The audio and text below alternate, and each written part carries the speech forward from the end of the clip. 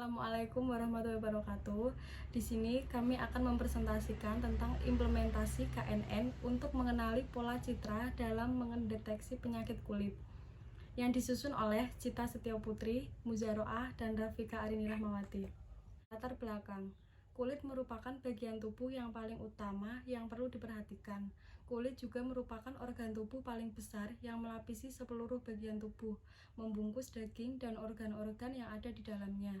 Mengingat pentingnya kulit sebagai pelindung organ-organ tubuh di dalamnya, maka kulit perlu dijaga kesehatannya.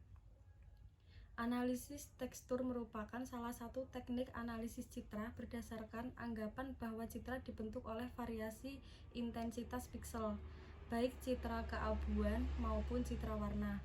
Variasi intensitas piksel pada sebuah bidang citra ini yang disebut tekstur.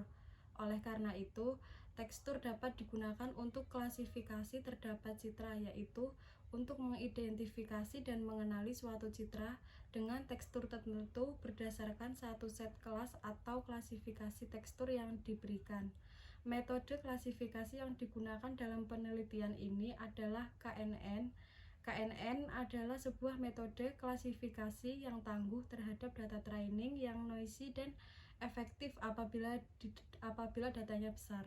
Tujuan dari penelitian ini adalah untuk mengimplementasikan KNN dalam klasifikasi citra penyakit kulit. Metode. Langkah-langkah yang dikembangkan dalam penelitian ini adalah sebagai berikut. 1. Memilih citra yang akan diteliti dari dermat dan mengunduhnya. 2. Melakukan pemotongan bagian citra yang akan diteliti menjadi ukuran 50 x 50 piksel. Ketiga, memisahkan citra training dan testing serta kelas-kelasnya. 4. Mengubah citra menjadi grayscale. 5. Mencari gray level korgonsimetrik dari citra. 6. Mengekstraksi fitur dari GLCM citra. 7. Melakukan training citra menggunakan KNN. 8. Menghitung akurasi menggunakan recognition rate. Cara kerja metode. 1. Menyiapkan citra penyakit kulit. Siapkan citra penyakit kulit panu yang telah didownload dari Dernet.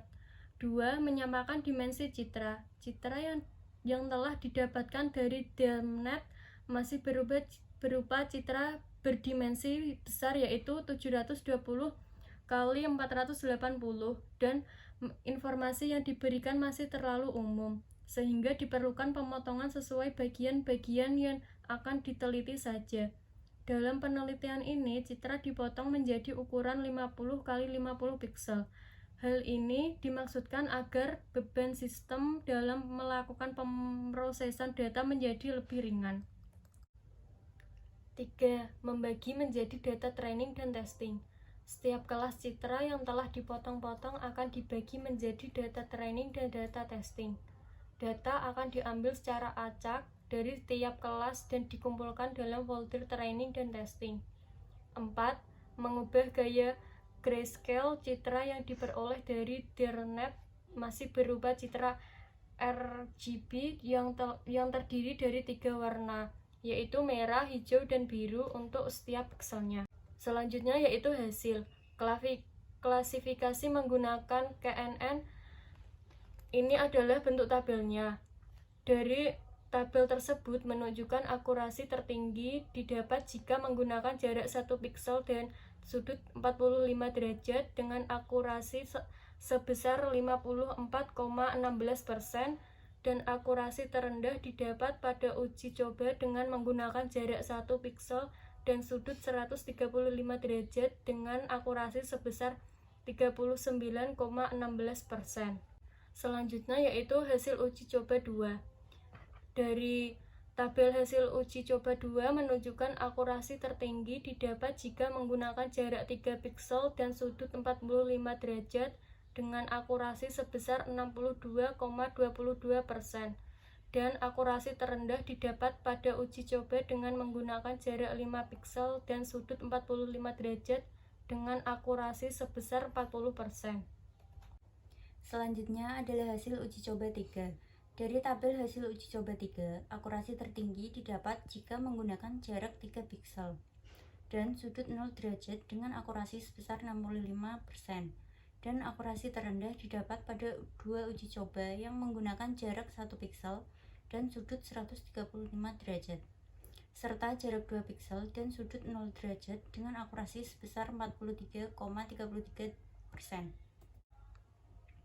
Kesimpulan: berdasarkan penelitian yang telah dilakukan oleh peneliti, maka dapat disimpulkan beberapa hal sebagai berikut.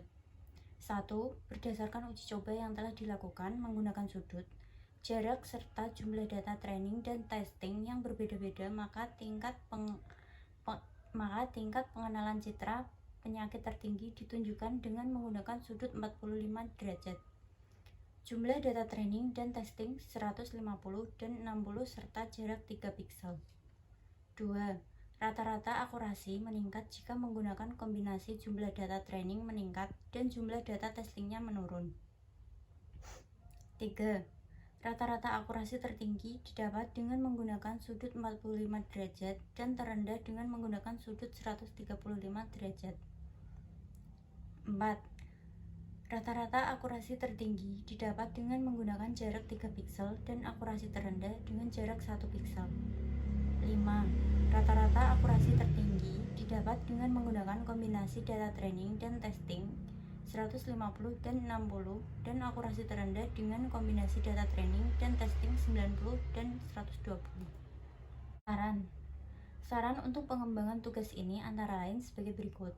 Pertama, peneliti dapat dilanjutkan dengan memperbanyak jumlah citra training agar akurasi klasifikasi bisa lebih akurat.